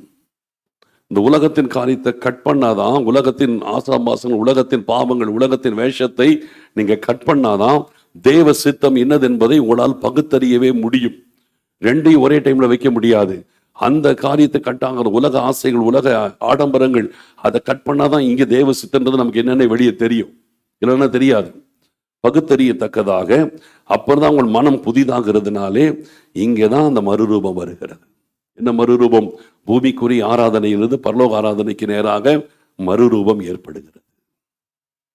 அப்ப இந்த பூமிக்குரிய ஆராதனை குறை உள்ளது, பரலோகத்தின் ஆராதனை குறைவற்றது, பூரணமானது. பூரணத்தை நோக்கி நாம் கடந்து போய் கொண்டிருக்கின்றோம். புரியுதுங்களா? பூரணத்தை நோக்கி போயிட்டு, அதனாலதான் இங்கே பலிபீடத்துல நம்மளை கொண்டு வந்து இந்த உலகத்திலேயே நம்மளை டோட்டலா சுத்திகரித்து மேல பாவமில்லாத ஆராதனையிலே நம்மை போய் கர்த்தர் நிறுத்துவார். அதுக்கு தான் நம்ம ஒப்பு கொடுக்கணும். அதனால எப்பெல்லாம் நம்ம சபைக்கு வருகிறோமோ, எப்பெல்லாம் நீங்கள் வேதத்தை எடுக்கிறீங்களோ, எப்பெல்லாம் ஜெபிக்கிறீங்களோ, அப்பெல்லாம் நீங்கள் பலிபீடத்திற்கு வர வேண்டும். நீங்கள் பலிபீடத்துக்கு வரணும். மிருகங்கள் பலிபீடத்துக்கு வந்துருச்சு, இயேசு கிறிஸ்து பலிபீடத்துக்கு வந்துட்டாரு. அடுத்தது நம்ம தான் பலிபீடத்துக்கு வரணும். நம்ம பலிபீடத்துக்கு வராமல் நம்ம பரலோகத்துக்குள்ள போகவே முடியாது. ஜெபிக்கலாம். ஸ்தோத்திரம். Thank you Jesus. நன்றி அப்பா, உம்மை உயர்த்துகிறோம், நன்றி செலுத்துகிறோம் ஆண்டவரே, உமக்கு ஸ்தோத்திரம். நன்றி செலுத்துகிறோம் அப்பா, உம்மை மகிமைப்படுத்துகிறோம் ஆண்டவரே. தேவனாகிய கர்த்தர் எவ்வளவு நல்லவர், எவ்வளவு கிருபை உள்ளவர். உமக்கு நன்றி செலுத்துகிறோம் தேவரீர், உமக்கு நன்றி செலுத்துகிறோம் ஆண்டவரே, சோத்தரிக்கிறோம். எங்களை பலிபீடத்திலே ஆண்டவரே நாங்கள் அர்ப்பணிக்கிறோம் அப்பா.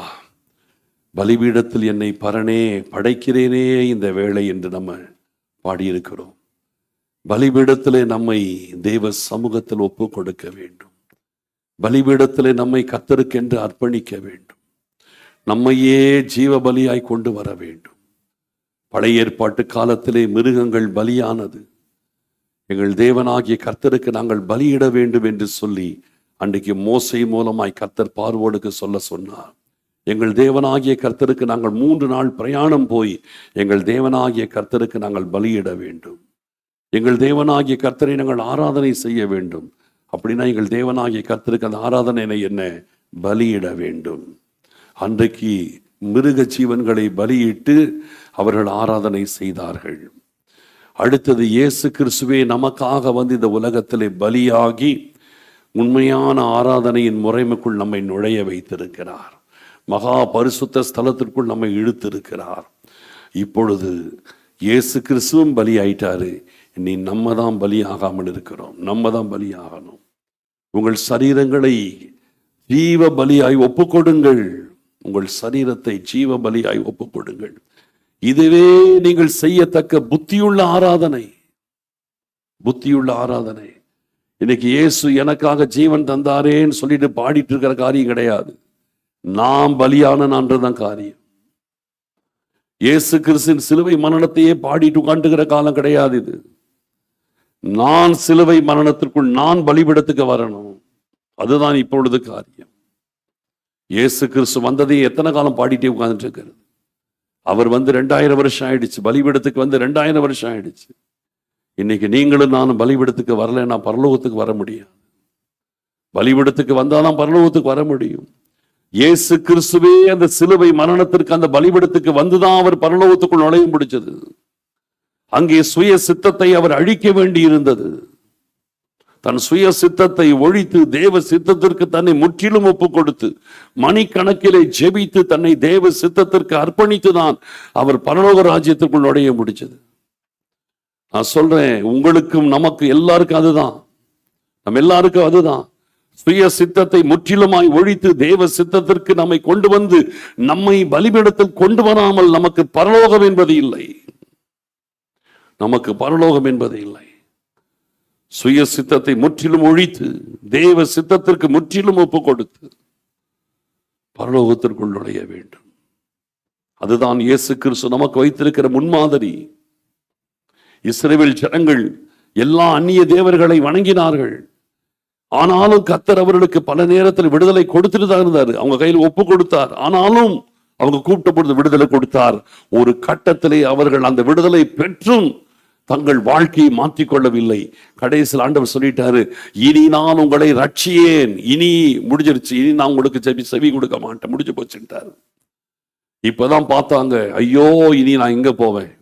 அப்ப என் பிரச்சனை எங்கேயும் இல்லை, என் பிரச்சனை என்கிட்ட தான் இருக்குது. என்னுடைய சிறையிருப்புக்கு நான் தான் காரணம், யாரும் காரணம் கிடையாது. இந்த அந்நிய தேவரிடத்தில் ஒப்பு கொடுக்கப்பட்டிருப்பதற்கு கர்த்தர் காரணம் கிடையாது, நான் தான் காரணம். அந்நிய தேவர்களை நான் வைத்துக் கொண்டே கர்த்தரை ஆராதனை செய்கிறதுனாலே ஒரு பிரயோஜனம் இல்லை. அதுக்கு முன்னால் உங்களுக்கு ஆராதனையில இருந்திருக்குது, ஆனால் அந்நிய தேவரை கூடவே வச்சுக்கிட்டு ஆராதனை பண்றாங்க, ஒரு பிரயோஜனம் இல்லை. இப்ப கர்த்தர் சொல்லிட்டாரு, இனி நான் உங்களை ரட்சியேன்னு சொன்ன பிறகுதான் அந்நிய தேவர்களை தங்களை விட்டு விலக்கி கர்த்தருக்கு ஆராதனை செய்தார்கள். அதுக்கு முன்னால் ஆண்டவரை நோக்கி கூப்பிட்டாங்க. அப்போ ஏதாவது பலி செலுத்தி இருப்பாங்க, ஏதாவது பலி செலுத்தி தான் ஆண்டவர் கூப்பிட்டு இருப்பாங்க. கர்த்தர் கொஞ்சம் கொஞ்சம் விடுதலை கொடுத்தார், ஆனா பூரணமா விடுதலை கொடுக்கல. எப்போ அவர்களுக்கு பூரண விடுதலை கிடைத்தது? அந்நிய தேவர்களை தங்களை விட்டு விலக்கி விட்டு கர்த்தருக்கு ஆராதனை செய்தார்கள். கர்த்தர் அவர்கள் மேல் மனதுருகினார். தேவ பிள்ளையே, அந்நிய தேவர்களை நம்மை விட்டு விலக்காமல் நம்ம செய்யற ஆராதனை புத்தி இல்லாத ஆராதனை. உங்கள் வாழ்க்கையிலே மாற்றத்தை கொண்டு வராமல் நீங்க என்னதான் அல்லேலூயா ஸ்தோத்திரம் சொன்னாலும் எல்லாமே புத்தி இல்லாத ஆராதனை. நம்முடைய வாழ்க்கையில விட வேண்டிய காரியத்தை விட மனசில்லாமல் என்னதான் பாட்டு பண்ணாலும் என்னதான் ஸ்தோத்திரம் பண்ணாலும் புத்தி இல்லாத ஆராதனை அது. புத்தியுள்ள ஆராதனை என்பது என்ன? அந்நிய தேவர்களை நம்மை விட்டு விலக்கி விட்டு கர்த்தருக்கு ஆராதனை செய்ய வேண்டும். நம்மையே ஜீவ பலியாய் ஒப்பு கொடுத்து கர்த்தருக்கு ஆராதனை செய்ய வேண்டும். அதுதான் புத்தியுள்ள ஆராதனை. இந்த ஆராதனை தான் நம்மை இந்த உலகத்திலே பரிசுத்தப்படுத்துகிறது. நமக்கும் கர்த்தருக்கும் குறுக்கே நிற்கின்ற அக்கிரமம் பாவத்தையும் களைய வேண்டும். இந்த உலகத்தில் கர்த்தருடைய முகம் மறைக்கப்படுகிறது. நித்தியத்தில் கர்த்தருடைய முகம் நமக்கு வெளியரங்கமாய் இருக்க வேண்டும். அது வெளியரங்கமாய் இருக்கும். அதற்கு இடையிலே இந்த இடைப்பட்ட காலத்தில் நமக்கும் கர்த்தருக்கும் குறுக்கே நிற்கின்ற அக்கிரமங்களும் பாவங்களும் களையப்பட வேண்டும். இது எங்க களையப்படுது தெரியுமா? ஆராதனை நேரத்தில் தான் களையப்படுது. ஆராதனை நேரத்தில் நம்மளை பலிபீடத்தில் நம்மை கொண்டு வருகிறோம், நம்மை ஒப்பு கொடுக்க வைக்கிறோம். இன்னைக்கு கர்த்தருக்கு ஒப்பு கொடுக்க வைக்காத ஆராதனை எல்லாமே பிசாசுடைய ஆராதனைகள். கர்த்தருக்கு தங்களை ஒப்பு கொடுக்காமல் நடத்தப்படுகிற ஆராதனைகள் எல்லாமே அசுத்தாவிகளினால் நடத்தப்படுகிற ஆராதனைகள். அங்க கர்த்தருக்கு இடமே கிடையாது. அதெல்லாம் முழுக்க அசுத்தாவிகளால் நடத்தப்படுகிறது. எல்லாமே ஒரிஜினல் இருக்கிற இடத்துல ஒரு டூப்ளிகேட் பிசாசு கொண்டு வந்துட்டே இருப்பான். ஜனங்களை இன்னைக்கு பெரும்பாலான நிறைய ஜனங்களை பிசாசு வஞ்சித்து விட்டான். ஆராதனை என்னன்னு அர்த்தம் தெரியாமல் ஆக்கி விட்டான். நல்லா பாட தெரிஞ்சவெல்லாம் ஆராதனை வீரன் அல்ல. நரகத்திற்கு நேராய் ஜனங்களை நடத்தும்படி பிசாசு நிறைய பேர் எழுப்பி கொண்டிருக்கிறான். இன்னைக்கு பிசாசு அப்படிப்பட்ட ஆட்களை நிறைய பேர் எழுப்பிட்டே இருக்கிறான். ஜனங்களுக்கு ஆராதனை என்னன்னே மறக்க வைக்கணும். இதுதான் பிசாசுடைய தந்திரம். தெய்வ பிள்ளைகளுக்கு ஆராதனையின் கான்செப்ட் என்னன்னே மறக்கடிக்கணும். அதுலதான் இன்னைக்கு பிசாசு சிலரை எழுப்பி பயன்படுத்தி கொண்டிருக்கிறான். அவங்க கர்த்தரால் பயன்படுத்தப்படல, பிசாசினால் பயன்படுத்தப்பட்டு வஞ்சனையில் இருக்கிறார். ஆண்டவரே, இந்த நேரத்திலும் இந்த வஞ்சிக்கப்பட்டு கொண்டிருக்கிற ஜனங்களுக்காக நாங்கள் வருகிறோம் அப்பா. உங்களுடைய மனக்கண்கள் திறக்கப்படட்டும் ஆண்டவரே. ஆராதனை என்றால் என்னதென்றே தெரியாமல் ஓடிக்கொண்டிருக்கிற ஒரு கூட்ட ஜனங்களை இப்பொழுது நம்முடைய சமூகத்திலே நாங்கள் அவர்களுக்காக வருகிறோம் அப்பா. அவருடைய மனக்கண்கள் திறக்கப்படட்டும். ஆராதனை என்றாலே ஆண்டவரே அந்நிய தேவர்களை விலக்க வேண்டும். இந்த அர்த்தம் தெரியாமல் இன்றைக்கு அநேக ஜனங்கள் ஆண்டவரை அறிந்தவர்கள் தவறான பாதையிலே போய் கொண்டிருக்கிறார்களே. அவருடைய மனக்கண்களை திறந்து ஆண்டவரே, இந்த தவறான பாதையிலிருந்து கர்த்தர் அவர்களை சரியான பாதைக்கு கொண்டு வருவதற்காய் ஸ்தோத்திரம், ஸ்தோத்திரம். ஆராதனை நேரத்திலே பரிசுத்தமாகுதல் இருக்க வேண்டும். ஆராதனை நேரத்தில் அந்நிய தேவர்கள் விலக்கப்பட வேண்டும். ஆண்டவரே, இந்த சத்தியத்தை ஒவ்வொருவரும் புரிந்து கொள்ளும்படி ஆண்டவரே, எங்களை சுற்றிலும் ஏராளமான ஜனங்கள் வஞ்சிக்கப்பட்டு இருக்கிறார்களே, அவருடைய மனக்கண்களை கர்த்தர் திறப்பதற்காக ஸ்தோத்திரம். எங்களுக்கு இதை தெளிவுபடுத்தி இருப்பதற்காக ஸ்தோத்திரம். எங்களை பரலோகத்திற்கு நேராக எங்களை நடத்தி கொண்டிருப்பதற்காக ஸ்தோத்திரம். எங்களை பரலோகத்திற்கு நேராக எங்கள் குறைவுகளை எல்லாம் அகற்றி உம்மை முகமுகமாய் உமக்கு முன்பாய் நின்று ஆராதிக்க எங்களை தகுதிப்படுத்தி கொண்டிருப்பதற்காக ஸ்தோத்திரம். தாழ்த்தி அர்ப்பணிக்கிறோம். மகிமைப்படுங்க. துதிகன மகிமை யாவும் நாங்கள் உமக்கு செலுத்துகிறோம். இயேசு கிறிஸ்துவின் மூலம் ஜெபிக்கிறோம் நல்ல பிதாவே, ஆமென். என் ஆத்துமாவே கர்த்தரை ஸ்தோத்திரி, என் முழு உள்ளமே அவருடைய பரிசுத்த நாமத்தை ஸ்தோத்திரி. என் ஆத்துமாவே கர்த்தரை ஸ்தோத்திரி, அவர் செய்த சகல உபகாரங்களை மறவாதே. ஆமென். இப்பொழுது நம்முடைய ஆண்டவராகிய இயேசு கிறிஸ்துவின் கிருபையும் பிதாவாகிய தேவனுடைய அன்பும் பரிசுத்த ஆவியானவருடைய அந்யோன்ய ஐக்கியமும் இன்றும் என்றும் சதா காலங்களிலும் கர்த்தருடைய வருகை வரைக்கும் என்றென்றைக்கும் நிறைவாய் தங்கி இருப்பதாக. ஆமென், ஆமென். ஸ்தோத்திரம். ஸ்தோத்திரம்.